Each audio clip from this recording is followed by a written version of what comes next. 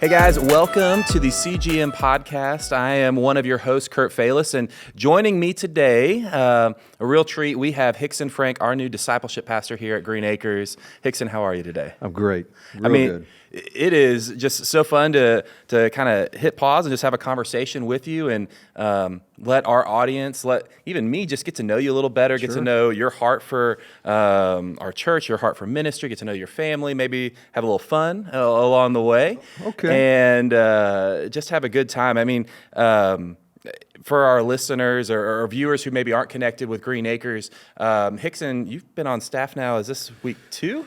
Week 3. So we're just putting you right into the fire here saying, hey, you got to get going with us and let's put you in front of an audience and just say, hey, let's talk. Sure. And we'll let the middle school pastor come talk to you and see what happens. I love it. Absolutely. Awesome. So I guess jumping right in, tell us a little bit, tell our listeners, who is Hixson? Tell us about your family. Sure. We'll make it easy. Hixon Frank. I'm actually serving as the Discipleship Pastor, which is a real treat because I get to speak into all the different ministries. Mm-hmm. But my wife Margie and I moved here. We finally got all of our stuff in a storage unit. Yes. And we're living in a friend's barn-dominium. God, that's nice. It's actually very nice. It's very nice. Now, with a barn-dominium, does it come with livestock or is it just... There's no livestock, but there is hay. Okay. You got to like that. That's There's a good hay. mattress. So the smells of livestock, but there are no livestock. We have 3 kids. We're recent empty nesters, and it's awesome, by the way. Our oldest daughter, Sydney, is a worship leader in North Texas. Okay. And loves that and really blossomed and grown in that.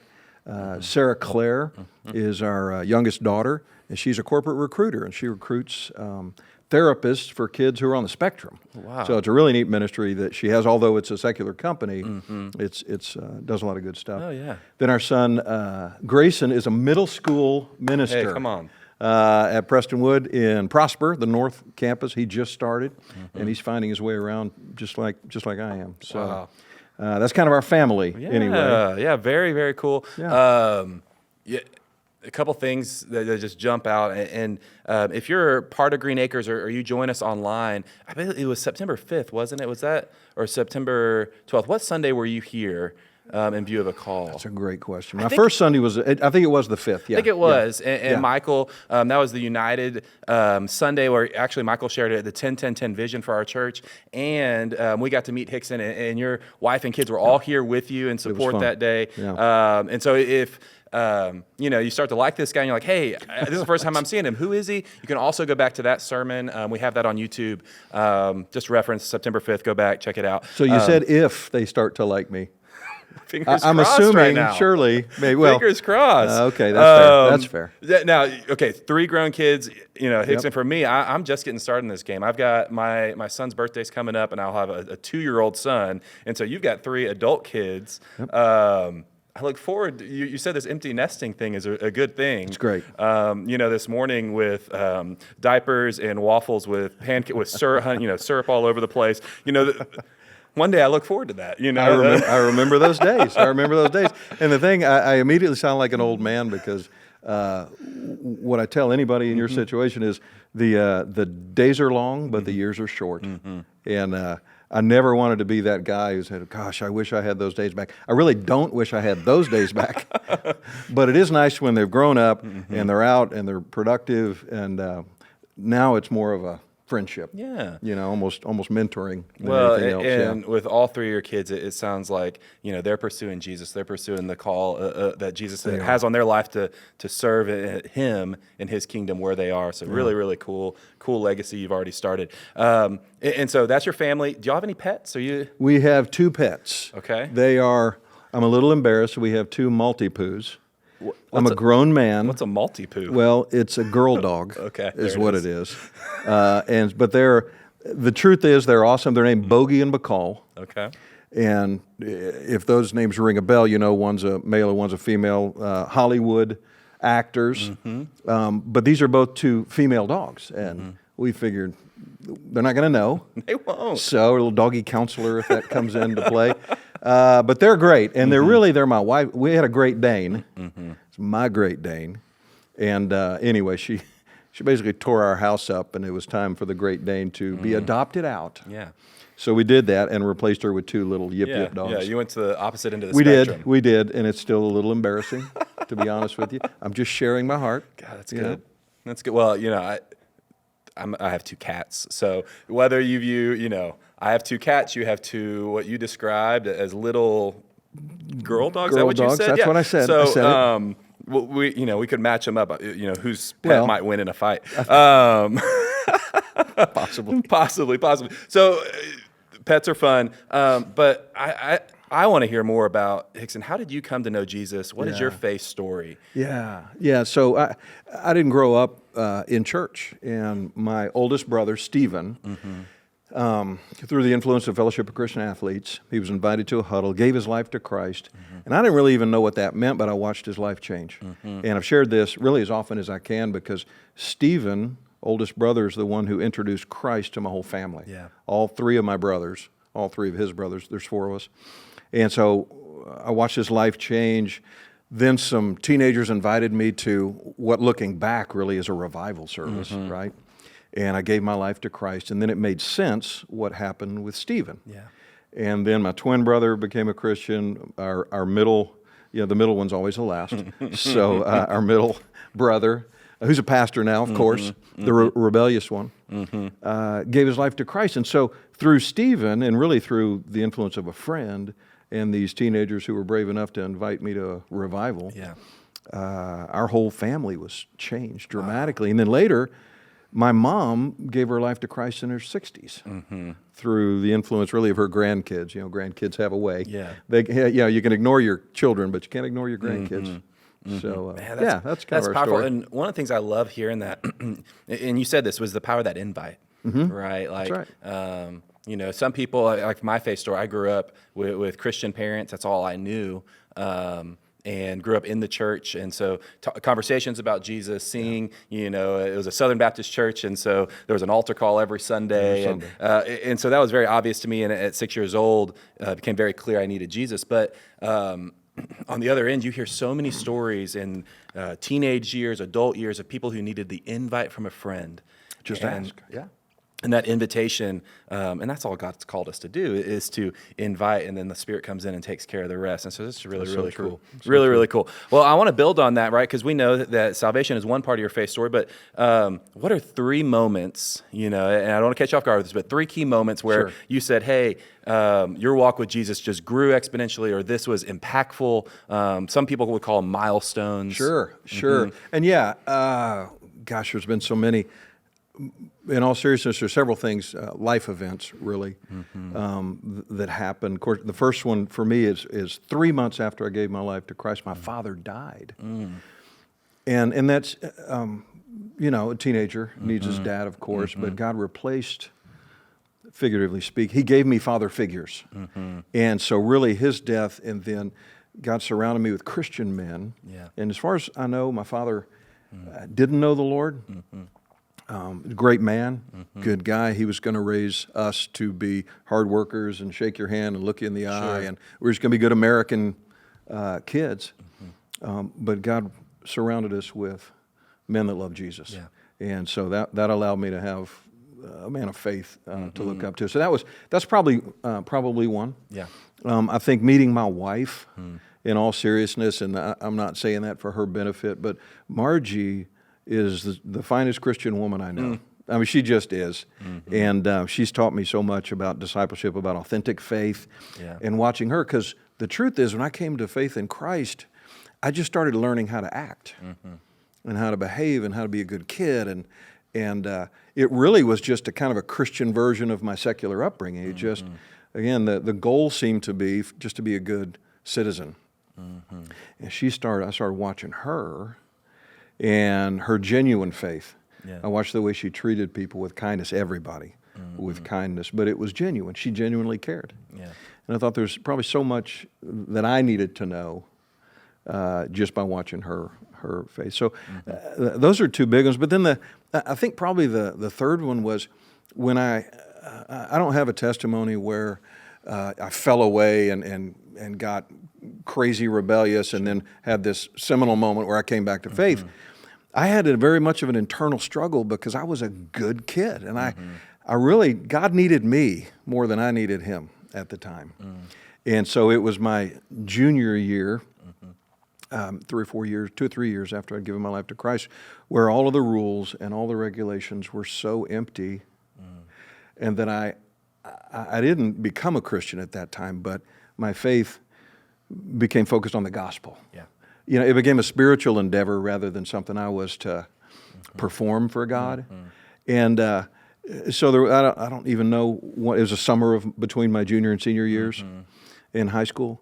And those things, and that led really to my senior year in college, sensing God calling me to ministry, though not growing up in church, Kurt, I wasn't sure what a call was. I just knew I wanted to be in ministry. Sure. And I thought maybe I'm volunteering.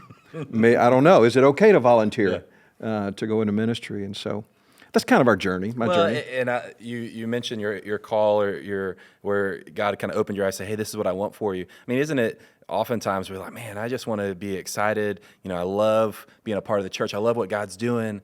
And, you know, how do I just do this all the time? And really, really cool. So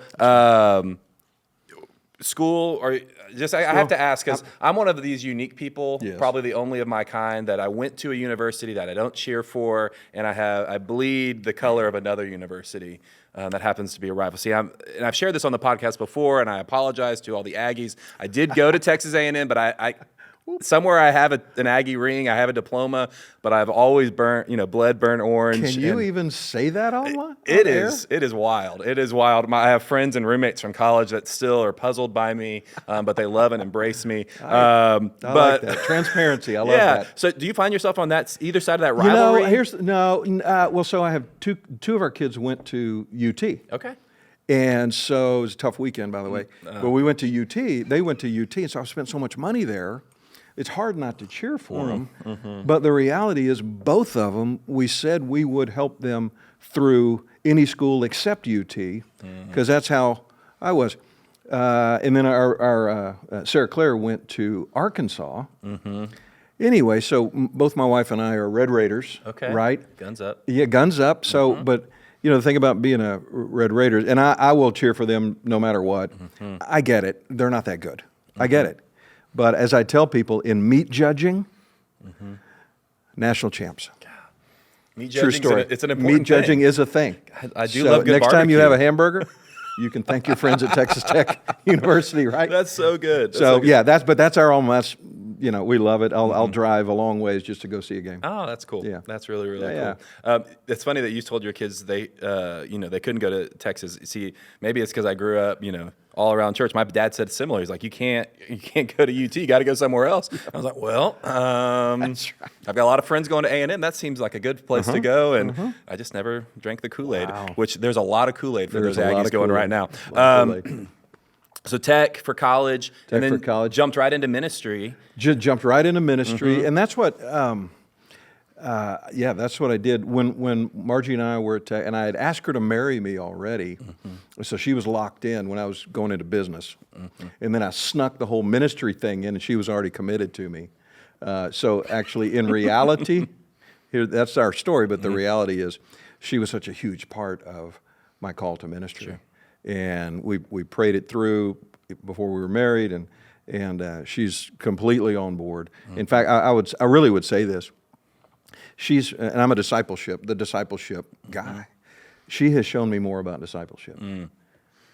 Almost than anybody, probably she and my oldest brother are the two people that I think they just do it. They just one-on-one, they have discipled dozens and dozens, if not maybe hundreds, maybe over 100 people. Who could look back and say, those two poured into my life like nobody else did. And jumped right into ministry. But I got to be a youth minister, junior high school, then I got to be the guy, then minister of education.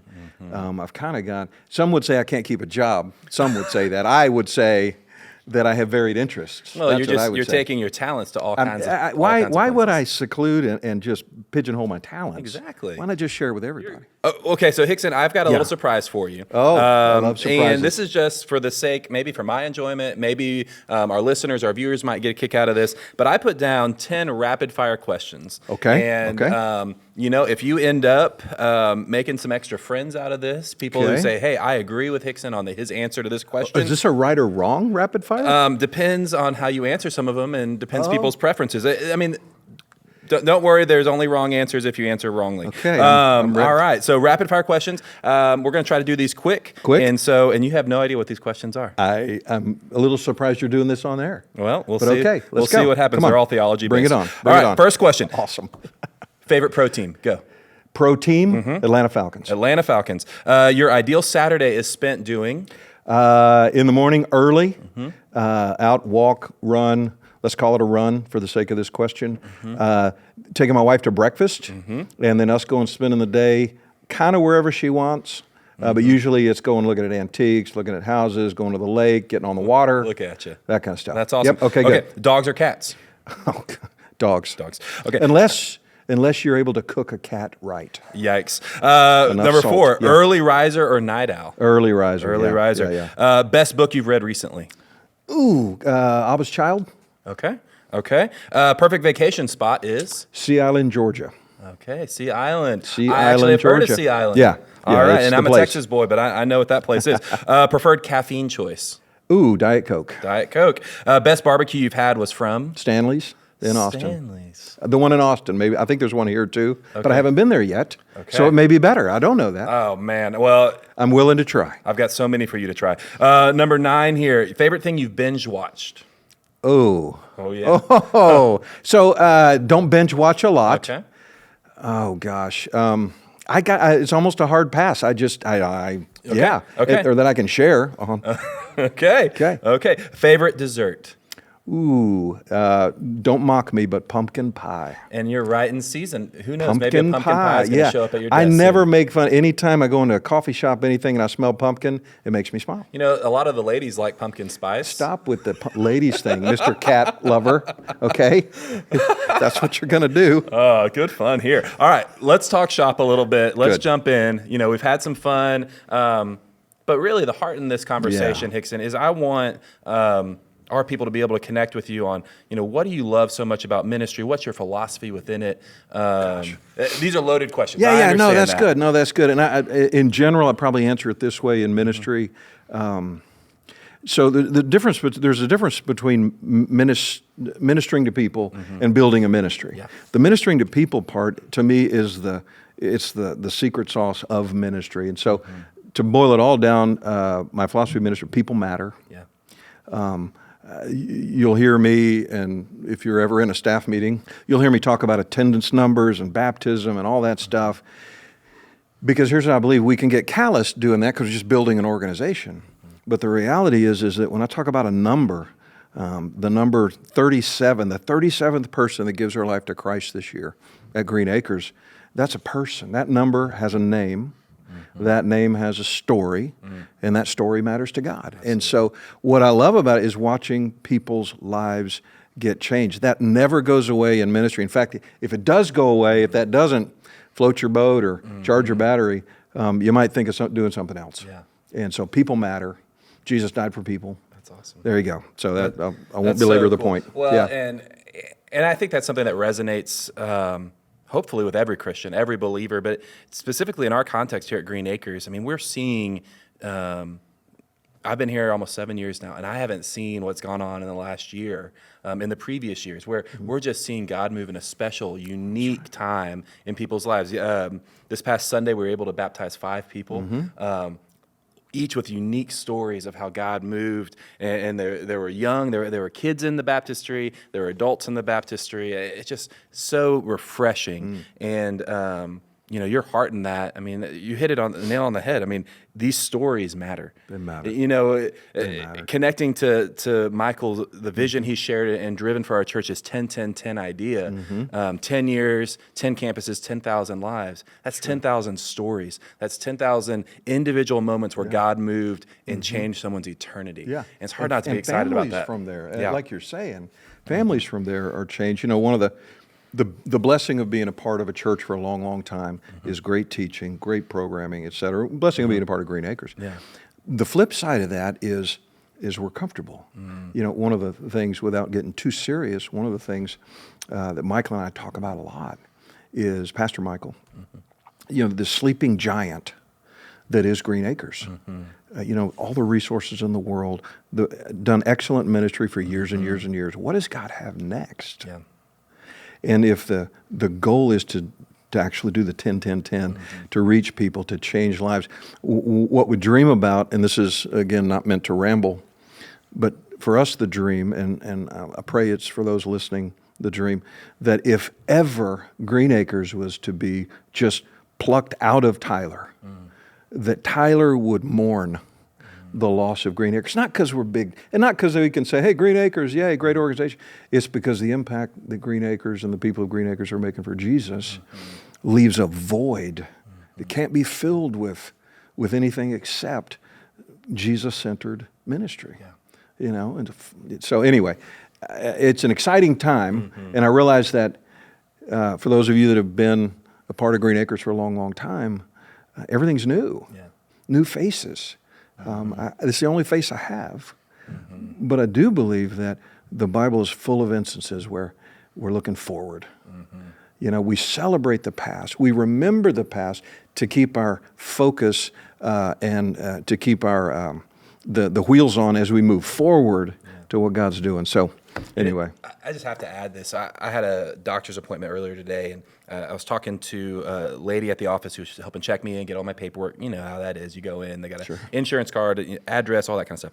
And we're having a conversation, and she said, oh, and where do you work? And I said, well, Green Acres, and it kind of opens the door. And she said, we actually, my family, we used to go to Green Acres, and just some different circumstances, we had to move a little bit, and we go to a church a little farther out of town now, and we were just talking, and she was like, but we still watch every Sunday morning. My parents, they're kind of homebound now, but I go over to their house on a Sunday morning early. We watch Green Acres, and then we go to our church. And she said, I'm watching, and it seems like God's up to something. Yeah. And it was so interesting to sit and, it's one thing for us as staff members and people invested in our church to say, yeah, God's definitely doing something. Yeah. But then when the outside starts to say, I can see it too. I mean, there's something here. There's something exciting. You're right. And kind of segment ways. I mean, you already answered this to a certain extent about, hey, you've identified Green Acres somewhat as a sleeping giant.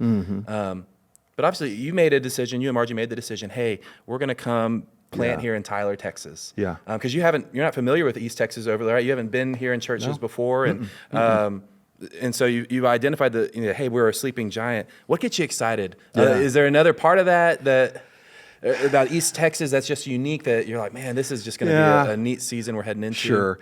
Selfishly, I think I've shared this with a number of people, but being born in Atlanta, Georgia, it smells like home. It just smells. It's the pine needles and so forth, and the humidity in the air and the heat, right? It smells like home, and there is that draw towards that. But probably more important than that, there's and talking to Pastor Michael, he still believes in the radical nature of the gospel and how the gospel, I tend to water the gospel down and try to conform it to my image. And he's like, no, the gospel is what it is. And so the gospel demands we forgive one another. The gospel demands that we link arms with one another. The gospel demands these things that are so contrary. And I see Green Acres being committed to that. Yeah. And again, without getting too heavy, that to me is worth the next 20 years of my life pursuing. Yeah. Anyway. That's awesome. Well, and the gospel, was the same for the early church that throughout the Roman Empire that was establishing themselves in the different towns and cities throughout, and it was spreading like wildfire. The gospel is the same in the different spiritual revivals we've seen throughout history. The gospel is the same back with Billy Graham just a few years ago here in America, where we saw it change throughout our country. And who knows, maybe the gospel, we might get to see it change lives in an incredible, dramatic 10,000 type way here in East Texas. I mean, what if, right? What if? What a time to be here. Sure. Hixson, I have loved our conversation today, and we're just scratching the surface. But sure. I hope you listeners, viewers, maybe got to see a little bit more about Hixson, got to know a little bit more about him. I know you'd love to continue to meet our people, and so don't be intimidated by him. Come talk to him, shake his hand. Please do. Bring him some pumpkin pie Yes. here. I think he'd like that. Bring barbecue also. That's fine too. That's I'm good super with fun. that. Well, Hixson, again, I've loved it. If you are new to our podcast, if you're just tuning in, make sure, on YouTube you get connected with us, subscribe, hit the bell to get those notifications, follow us on Instagram at GABC_Tyler, and we can't wait to see you soon. Hey, thanks for listening to today's episode and joining in on our conversation. If you liked what you heard or you want to know more about Green Acres, go check out our website at gabc.org or follow us on Instagram at GABC_Tyler. Have a great day.